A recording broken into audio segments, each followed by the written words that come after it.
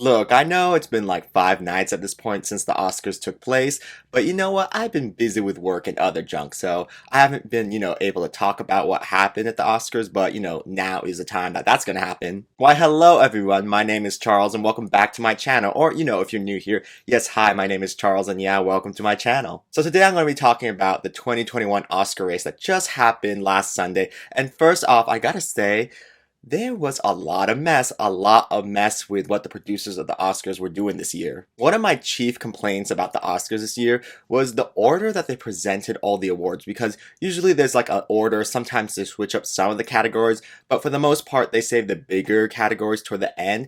But a lot of the bigger categories were presented like throughout the awards, like at the start, middle, and end, and I was like, this is weird, you guys. This is extremely weird. I came home from work and I was like, okay, the Oscars, and the first thing I saw on the timeline was, oh, they're already presenting Best Original Screenplay. And I was like, didn't they just start like 20 minutes ago? I mean, I know I'm late coming home from work, but this seems crazy that they're already presenting this award. That's when I learned, oh no, they're switching things up this year and not in a way that I like. I mean, this is not my style. I was just like, no, I like it the way that they usually put it in order of. So this order using Best Original Screenplay to start, I was like, this is a very important award, at least to me, Best Original Screenplay and also Best Adapted Screenplay. So I have no idea why they started off the awards with both those categories, but I was like, okay, you guys, I mean, to my knowledge, usually they started off with like a Best Supporting Actor award.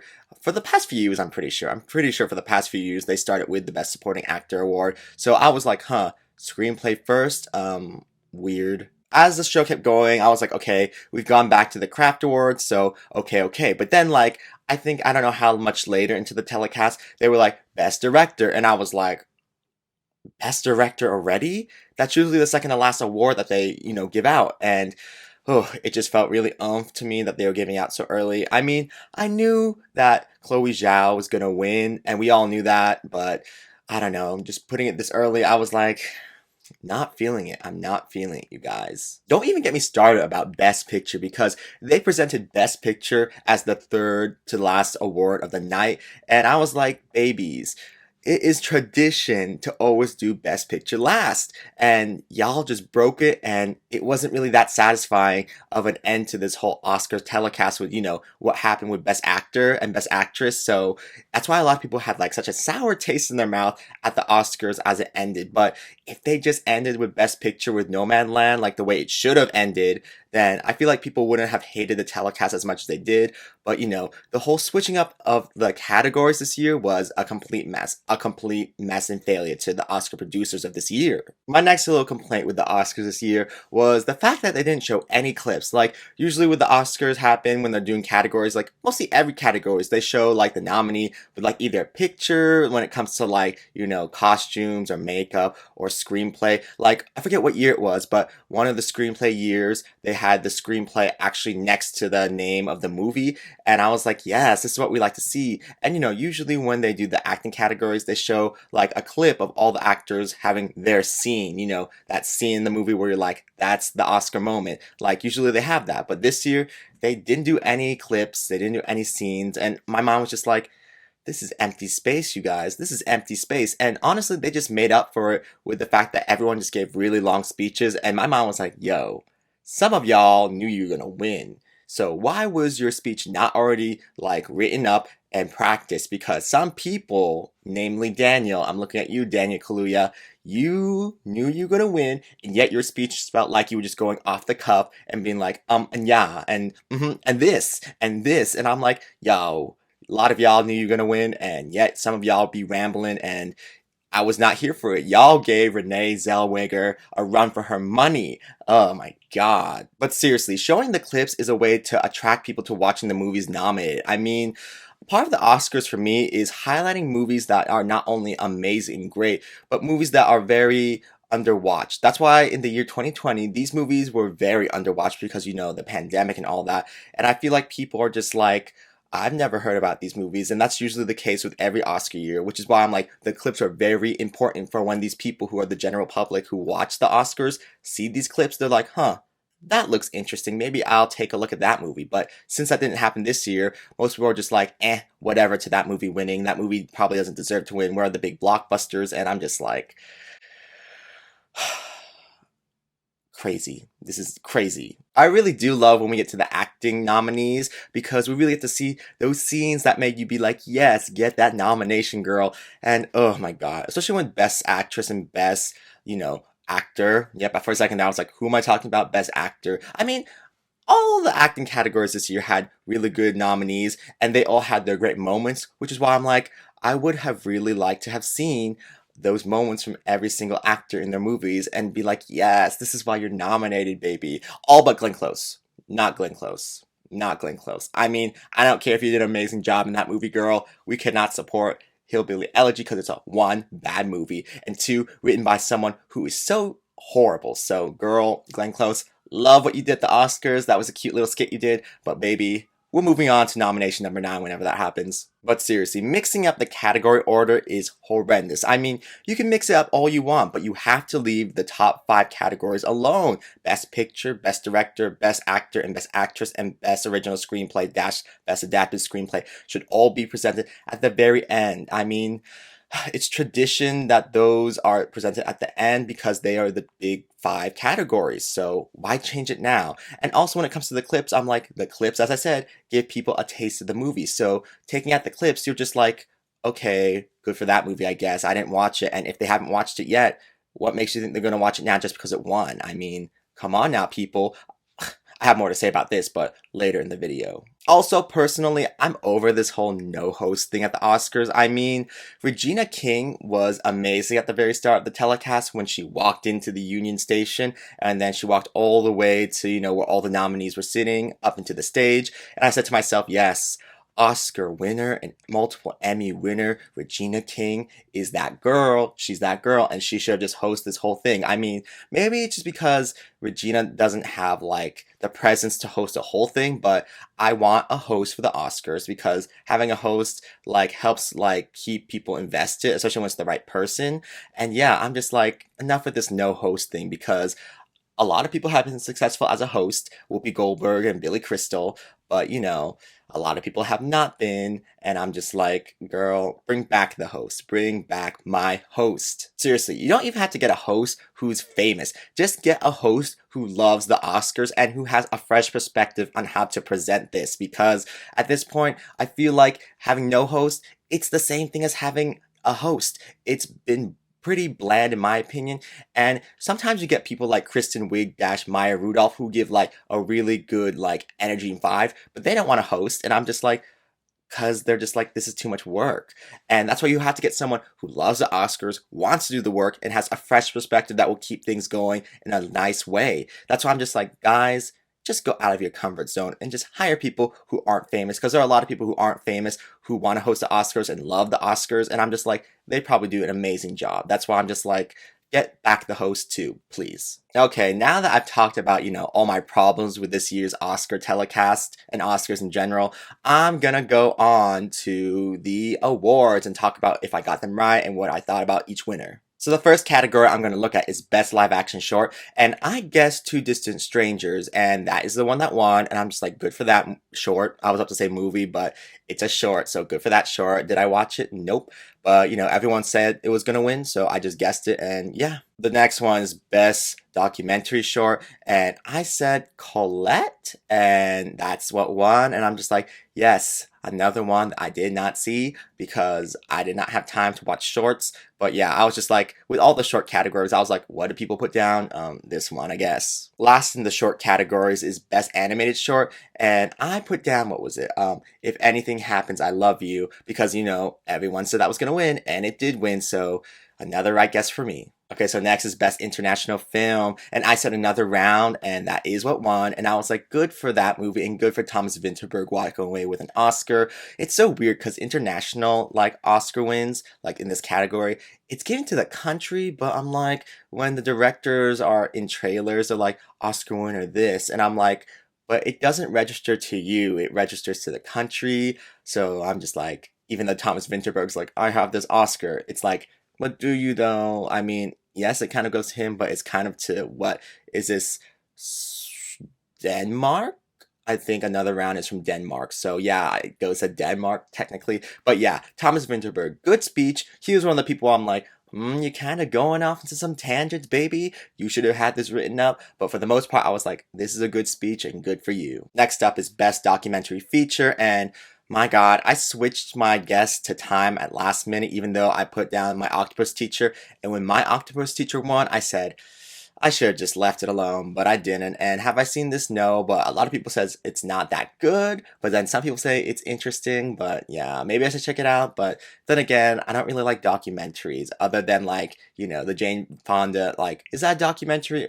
It's a documentary. Jane Fonda's documentary. That's the only documentary I ever like watching. But yeah, my octopus teacher, good for you. I mean, are you good? Are you bad? I don't know, and I guess I never will because I don't feel like watching that. Next category is Best Animated Feature, and Soul won, and good for Soul. We all knew Soul was going to win, and yeah, work. The next category is Best Visual Effects, and Tenet won, and I thought Tenet was going to win, and good for it, because the visual effects in Tenet are hard to ignore. It's almost on the level of Inception, just kidding. Inception is like visual effects to the gods. Did Inception win its Best Visual Effects nomination? Let me check real fast. So yeah, Inception totally did win its Best Visual Effects nomination, and like Inception, Tenet really deserves its Oscar win. I mean, how could you look at that movie and be like, that does not deserve Best Visual Effects? I mean, the only other competition it had was The Midnight Sky, and I feel like people don't really like The Midnight Sky, which is why they were like, Tenet's not the best movie, but, give the Oscar because it does have great visual effects. The next category is Best Sound, and the award went to Sound and Metal, and I thought so because what they do with sound and how they make you feel like you're going deaf to and how you're experiencing like Riz Ahmed's character, pretty genius, which is why I'm like, it's a great win. It's a great win. The next category is Best Song, and I did not see it coming that Hers Fight for You was going to win this Oscar. I thought to myself, Leslie Odom Jr. has this in the bag with Speak Now. It's either going to be him or, Diane Warren's song, Scene from the Life Ahead, or, maybe Hugh Civic was going to be a dark horse and win this category. But Fight for You? Oh, I don't know anyone who got that right. I mean, that's crazy. But you know what? I'm happy for her. Good for her. Her. Is her the name of the villain in the Powerpuff Girls, or is that him? Maybe it's him. Him? I don't know. One of the two, him or her. But anyway, good for her. Now an Oscar winner, has 4 Grammys. I mean, baby girl is living her best life, and I'm happy for you, even though you're so young and you're so successful, and I just want to attack you because that's unfair. But then again, apparently she's been working since she's like been 10 years old, so you know what? Take back that I'm attack her. She's been working hard, so good for you, girl. Good for you. The next category is Best Score, and of course Soul won. I mean, who wasn't thinking that Soul was going to win this category? I'm just like, good job for Trent Reznor and Atticus Ross winning their second Oscars, and John Batiste for winning his first. Happy for all y'all. But then again, I'm just like, Soul, it's a good score, but I think Mank had a good score. But then again, people were like, did people not listen to Minori's score? And I'm like, listen to Minori's score again. Minari, however you say it. Like, listen to that score again. I was like, maybe this movie's score made some points. But you know what? It's too late. They went with Soul, and Soul's not a bad winner, so I'm just like, good for Soul. But listening to Mank and Minari's scores, I'm just like, these scores went off as well. The next category is Production Design, and Mank won this award, and baby, Mank had this in the bag from day one. I'm like, Mankive, rise up, because I love Mank, and I will not take any slander for people who hate Mank, because Mank is what? A great movie. It's a great movie. It's a great David Fincher movie, and I just will not take anyone slandering Mank, because it deserves better. Deserves better. Like, I saw one person being like, this is so boring, and I want to slap that person so badly. I was like, baby, like, The next category is Best Makeup and Hairstyling, and Ma Rainey's Black Bottom won, as expected. Good for that person, or people. It was a team of people, I believe, but good for y'all, because y'all did that with Viola Davis. The next category is Best Film Editing, and this award went to Sound and Metal, as it should. I said Sound and Metal, but some people were like, maybe The Trial of the Chicago 7 could win this Oscar, but I was like, no. The Trial of Chicago 7 is getting no Oscars, and that is what should happen because it does not really deserve to win anything, period. Seriously, the film editing and also the sound design in Sound and Metal really work together, which is why I'm not surprised that this movie won this category because you really need the editing to work together with the sound to make, like, Riz Ahmed's characters, like, depth perception that we are experiencing work really well. The next category is Best Costume Design, and I went with Mank because I was like, baby, I think Mank is superior, but it went to Ma Rainey's Black Bottom, and I'm just like, hey, good for you. I mean, I could have switched it over at any time when I was doing my last minute changes, but I didn't, even though everyone said it was going to win the category. But then again, the person who won for Ma Rainey's Black Bottom has done like a lot of good costume designs throughout her career, and she's already had an Oscar, so this is her second Oscar. And I learned that she's the costume designer of like The Talented Mr. Ripley. So my mind's like, girl, you did that. You did that. What's the girl's name? Give me a second. So the costume designer's name is Anne Roth, and looking at IMDb, her top 4 known for is Ma Rainey's Black Bottom, which isn't a surprise since that's like, her most recent movie and it won her second Oscar. Next is like, The English Patient, which won her first Oscar, and then the last two are The Birdcage and The Talented Mr. Ripley, and I'm just like, I know that's right because she really went off with the costumes in those movies. The next category is Best Cinematography, and I said Mank was going to win this award. And when Mank won the award, I was like, baby, Mank Hive, rise, Mank Hive, because this movie deserved that win. And a lot of people were like, I prefer Nomadland. But as I said in my last video, I was like, look, I wouldn't be mad if Nomadland won. It is great cinematography there too.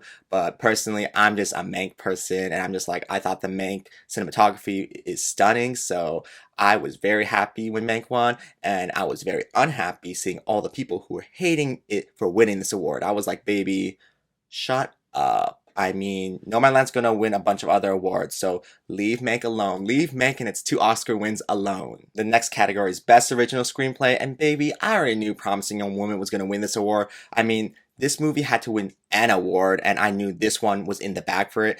And I'm just like, good for Emma Fennell, good for you. And, I'm looking forward to the Zatanna movie that she's writing, because I really do like that character, so don't screw it up, Emma Fennell. And yeah, good for you getting that Oscar, but your speech, little too rambly, but it was cute. It was cute. The next category is Best Adapted Screenplay, and I guessed that it was going to go to Nomadland because, it really felt like Nomadland was going to win that award. But once again, in my last video, I said, if Nomadland doesn't win because, some people are like, it's not that wordy, then it would go to The Father. And look at my Gold Derby, I was like, ooh, why did I not put The Father at number 2 when I said that in my video? Because I put The Father at number 5 for some reason, and I was like, right, I have not updated my Best Adapted Screenplay category in this, like Gold Derby thing, like since I first put my guesses. So I was like, look, I have not seen The Father, so I'm just going to put it at number 5 for now. But as award season kept going on, I was like, maybe it might win, but I never changed it. So boo-boo the fool for me for not changing it.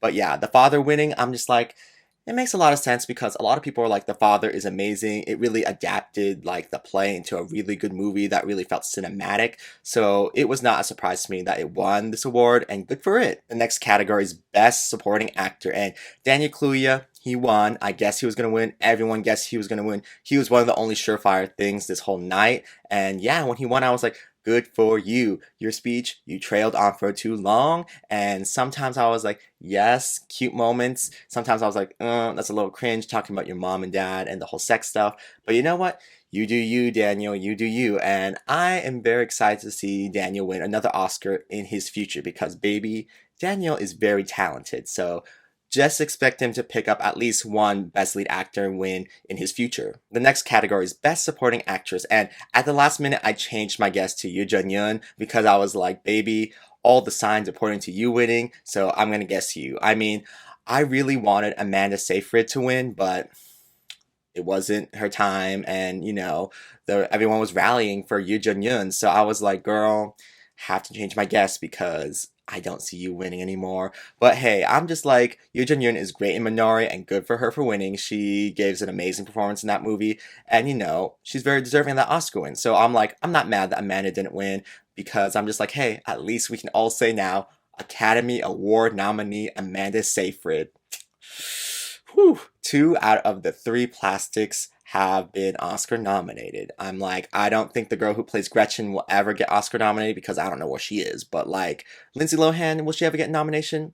Baby girl's out too. So at least we got two of the three plastics to get Oscar nominations. And I'm just like, eventually we have to deliver at least Rachel McAdams a win. And it would be great if we can give Amanda Seyfried a win, but I'm just like, look, Amanda, I don't know if you can turn out another performance that will get nominated, but I wish that they will nominate you and give you a win. But my mind's like, look, Rachel's gonna be the one to win an Oscar out of like you or her. So yeah, but if I'm proven wrong, baby, I'm so sorry. So sorry. Slap me in my face if that ever happens. Okay, we've gotten to the category that has generated so much debate and so much conversation, which is Best Lead Actor. And you know, a lot of people thought that Chadwick Boseman had this in the bag. But when Anthony Hopkins won, a lot of people gagged and a lot of people were not happy at all. Honestly, it's the Oscar producers this year's fault for moving Best Actor to the last category to be, given out because they thought Chadwick was going to win, but, they weren't listening to the signs. The signs were all there, people, that a lot of people throughout the academy were saying in their anonymous voting like ballots that, look, Chadwick Boseman is going to win, but, since he's going to win already, I'm going to vote for the person who I think gives the best performance actually, which is Anthony Hopkins. And a lot of people were saying that on their anonymous ballots. So that led me to be like, baby, this is going to be another Glenn Close v. Olivia Colman situation. And when it really turned out to be that way, I was like, some of y'all are surprised, but I'm not surprised. I'm not surprised one bit, as I said in my last video before, the Oscars came out. LOL. Oscars came out when the Oscars happened. I just thought it was really disgusting how, like in all the Oscar nominees gift bags this year, they had like an NFT, whatever that means, thingy of Chadwick Boseman. And I'm like, you guys are really trying to commodify Chadwick Boseman and like make something of his death. And I'm just like, ooh, capitalism. It's disgusting. But they were just saving this award for the last one because they thought Chadwick Boseman was going to win. And I feel like they were trying to like profit off him winning and being like, look at us, you guys. But when it didn't happen, like it caused like this whole fury of anger and all that, especially toward Anthony Hopkins in particular. And I'm just like, yo, leave this 80-year-old man alone. Leave him alone. There was a huge sentiment this Oscar season that Anthony Hopkins gives an amazing performance, one that should get him his second Oscar. But too bad it's not going to happen this year because, Chadwick Boseman has passed away, so he's not going to win. But the thing is, when you have that sentiment, that really does not inspire me that a win for Chadwick is locked in. It tells me that Chadwick should get this Oscar because there's no other chance for him to Oscar. But, Anthony Hopkins is better, but we can't give it to him because he has another chance. But then again, I'm like, y'all, Anthony Hopkins is in the 80s. Like, we do not know how long we have him left. So I'm just like, why y'all so mean? Don't be mean at Anthony for one. Be mean to like the people who voted that didn't give you guys what you wanted. But also this brings me to another point about voting for people of color, specifically Black people. Oh my God, I can see the hate gonna be coming to me right now for what I'm about to say, but I'ma say it. I'ma say it. There's this weird thing right now when it comes to Black people, when it comes to people being nominated for awards, being like, yes, they should get the nominations. And it's like, when they get that nomination, they're just like, yes, and now they should win that award, automatically win. It's like, if they don't win, it's racist, it's rigged. And I'm like, whoa, y'all, I know the Oscars has like a history of not like, voting and nominating for people of color, specifically Black people. I mean, Black people have gotten more nominations than, Asian people or Latino people. But you know what? That's like another conversation I don't want to really delve into right now. But I'm just saying that a lot of times recently now, ever since like Oscar So White, they're just like, look, if a Black person doesn't get a nomination and win, then it's racist. And I'm just like, this is horrible to say because it really feels kind of like an affirmative action kind of thing that's kind of going around now being like, look, you better just give us that award. We don't care if they deserve it or not. Just give us the award. And I'm just like, this is really weird. Like, I saw Ma Rainey's Black Bottom and Chadwick gives an amazing performance in that movie. But I haven't seen The Father yet. But the thing is, everyone's like, it's a towering performance. So I'm just like, look, if people like Anthony Hopkins' performance better, there's nothing you can do about it. There's nothing you can do about it. And also, I gotta say that Riz Ahmed, who's Middle Eastern, was getting a lot of love for his performance in Sound of Metal. And I've seen Sound of Metal, and it's an amazing performance he gives. An amazing performance. And a lot of people were like, he's siphoning off votes from Chadwick. And I'm like, that really could have been true that he was taking away votes from him too, because people probably were like the same thing with Anthony when people were like, oh, Anthony gives the best performance of the year, so I'm just gonna vote for him because Chadwick's gonna win. A lot of people probably also like, ah, Chadwick is gonna win this Oscar, so I'm just gonna vote for who I think is the best, which is Riz Ahmed. So those kind of mentalities are reasons why Chadwick didn't win. And I'm just like, it's sad that Chadwick didn't win, and it's sad that only like how many people of color, nope, you can't say people of color, how many black people have won Best Lead Actor? And let me think, it's Sidney Poitier for that movie, I forget, it's something about the lilies, and then Denzel Washington for Training Day, and Forrest Whitaker for The Last King of Scotland, and Jamie Foxx for Ray. That's four people in my mind. I'm pretty sure it's only four black men who have won this award. And I'm just like, yes, it's sad that that's the only like number of black men who have won this award. But I'm just like, what we need to be doing is, giving opportunities to black filmmakers to be making movies where they can spotlight black talent, and then giving those people who are getting, like cast in those movies the best opportunity to give the best performance they can give. And if their performance rings true, they will win. But clearly Chadwick's did not ring hard enough for people to be like, yes, I'm going to give it to you because you're the best of the year. Because honestly, he gives an amazing performance, as I said. But a lot of people were just like, it's kind of just like, he's dead, so let's give it to him. And there have been a lot of people who have been nominated for Oscars past, like, post their death, like they died and they got nominated. But not many have won. Like the only two I can think about are Peter Finch for Network and Heath Ledger for The Dark Knight. For a second there, I was about to say Dark Knight Rises, The Dark Knight. And when you watch both those two performances, it's undeniable that they deserve those wins. So if you're going to be dead, the narrative of, well, they died, so you had to give them an Oscar does not really work as strong as and it's their time Oscar narrative. But then again, that didn't work out for Carey Mulligan this year, so mess. But I'm just saying, it's sad that Chadwick didn't win, but it is what it is. Anthony Hopkins gives an amazing performance in The Father, apparently. I'm waiting for that to come out on Blu before I watch it. I was about to rent it, but I said, baby, it's coming out next month, so y'all aren't gonna get me with that rental. Anyways, for all y'all that are being sour bitches, go watch The Father and, compare that to Ma Rainey's Black Bottom, and then tell me that he didn't deserve that win. I mean, I feel like a lot of y'all people who are like, Chadwick deserved to win. Did y'all even watch Ma Rainey's Black Bottom? Because I feel like a lot of people, especially on Twitter and online and social media, just be like, oh, I like that person, so they should win. But it's like, baby, you're the general audience. You, like, are just here to watch. It's like, did you even do the homework? Did you even watch all these other movies? I think not. Y'all were just busy sitting around, like, rewatching TV shows during this pandemic other than watching these new indie movies. But, I'm just like, y'all stop giving Anthony Hopkins hate, and I'm just like, reign supreme two-time Oscar winner because you deserve it. Man, that was a long, long, long rant on Best Actor, but moving on to Best Lead Actress now. So I thought Carey Mulligan was for sure going to win this category. I mean, Baby Girl came looking like she was going to win. And there's a thing where it's like, baby, maybe don't come looking too prepared to win, because then you're going to look boo boo the fool, looking amazing in your outfit, and then being like, well, I didn't win.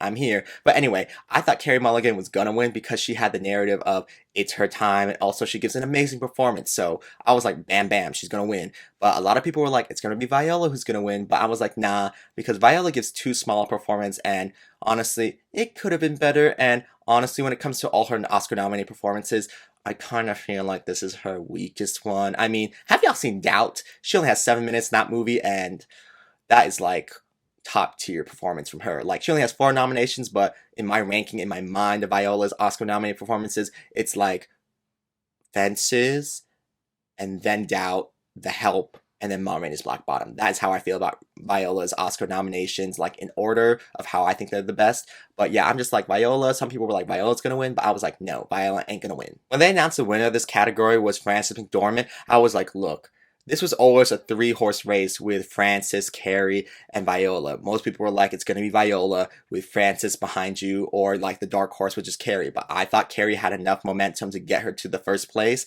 But, clearly people just like Frances McDormand better. And you cannot say after watching Nomadland, just like the whole, Chadwick versus Anthony thing, people were like, Viola should have won. And I'm like, baby, have you watched Nomadland? Because Frances gives a phenomenal performance. And honestly, I was like, I love Carey Mulligan. I think that she should have won in my opinion. But my mind's like, it's tinted with I just want her to win. So I'm just like, if I divorce myself from that, then I would have to say if it's based on like merit and like the power of the performance, I probably would have voted for Frances McDormand because that performance is stunning and she doesn't really talk as much in that movie. But people think that just because you're talking a lot in a movie means you're acting. But a lot of what Frances does in that movie is react and listen. And that can be very powerful. And it was powerful, which is why she won. Frances McDormand is now a three-time Oscar winner, and I'm just like, baby, she is one powerful actress. I mean, at this point in time, I want to say that she is a better actor than Meryl Streep. I mean, I know Meryl Streep gets a lot of nominations, but have you seen her amount of loses?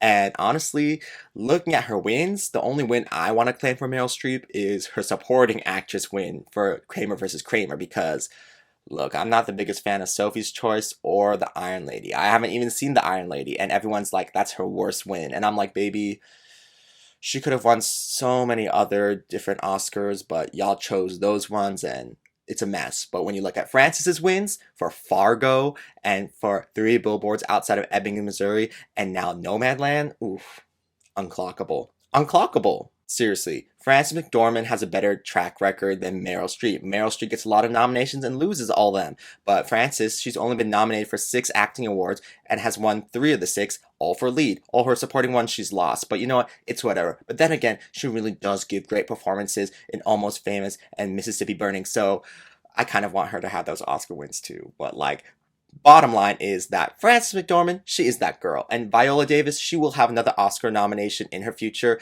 And I'm just like, girl, why y'all so mad? Because this is not her best performance. And once again, did y'all even watch Ma Rainey's Black Bottom? Yeah, she gives an amazing performance, but it's not an Oscar winning one, y'all. There's a clip from Frances McDormand during her 3 billboards outside of Ebbing, Missouri, like, road to the Oscars. I think it was like at the SAG or the BAFTAs. I'm pretty sure it was the SAG, where she goes. I also want to say, this is really great, and I thank you. I come out of the woods every few years, and you invite me to the party. But there's a lot of young ones coming up, and they need doorstops too. Let's think about that. Bye.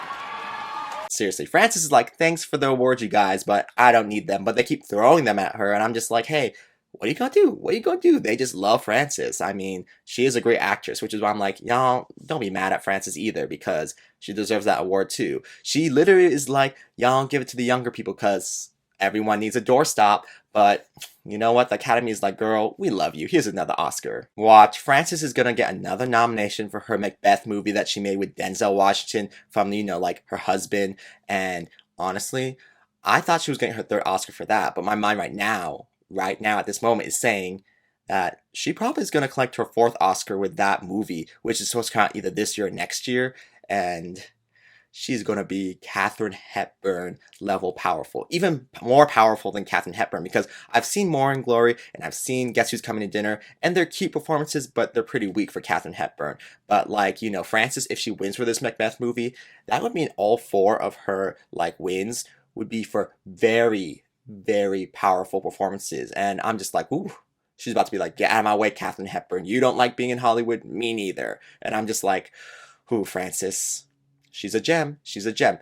She's only missing a Grammy, and then she's an EGOT winner. So we got to get her a Grammy somehow. Make it happen. Make it happen, music industry. Get a children's book for her to read or an audiobook for Frances to do. Something, because Frances deserves the EGOT. Also, while we're on the whole get them a Grammy train, get a Grammy to Viola Davis too, because she's only missing a Grammy too, and she gets the EGOT as well. So make it happen, y'all, somehow, some way. The next category is Best Director, and yeah, Chloe Zhao was gonna win this, obviously. And when she did, I was like, good for you. And her speech, I was like, aw, that you believe people are good from the start. And I'm just like, that is true what you're saying, Chloe, but a lot of people have been corrupted. That's why I'm like, there's so much evil in this world. And I'm like, the sentiment that you think that we can appeal to people's inner good, but I'm like, girl, I feel like some people's inner goods have shriveled up into nothingness. So it's a nice sentiment that you think people are still good inside and they start out good. And I'm just like, yes, they do start out good, but after a certain point, people are unredeemable in my eyes. And the final category is Best Picture, and it went to Nomadland as expected. And I'm just like, good for Nomadland, because it's a great movie. I mean, I would have preferred if the Oscar went to Promising Young Women or Mank, but both those movies are movies a lot of people don't like. So I'm just like, I get why they didn't win, but I just love those movies so much. But Nomadland, as I said before, it's a great movie. And yeah, if you haven't seen Nomadland, go check it out because it's pretty good. Well, those are my thoughts on this year's Oscars. And I mean, I can't wait for next award season to see what fresh new movies are brought to us and also what fresh new evil discourse is going to be on my timeline. I mean, there's nothing like award season, you guys. There's nothing like it. Tell me down below in the comments what you thought about this year's Oscars. I mean, be nice because honestly, I think that everyone who won deserved their wins. I mean, I love how the Oscars this year really spread the wealth out to mostly every single movie other than The Trial of the Chicago 7. And I'm just like, I know that's right. I know that's right because that movie did not deserve to win anything. If you like what you saw in this video, why not, go subscribe to my channel because, I talk about movies, I talk about Blu-rays, I do music reactions, and, I do whatever else I want to do on this channel because you know what? It's my channel. I'm going to do whatever else I want to do on this channel. So, if any of that stuff sounds interesting to you, then, subscribe to my channel because you know what? Why not? Why not? Because, it's free and all that junk. Anyways, thank you guys for coming to my channel and watching this whole video where I'm basically just talking about the Oscars. And yeah, I'll see you guys around. So yeah, I'm gonna go now. So, yep. Okay, yeah. Bye.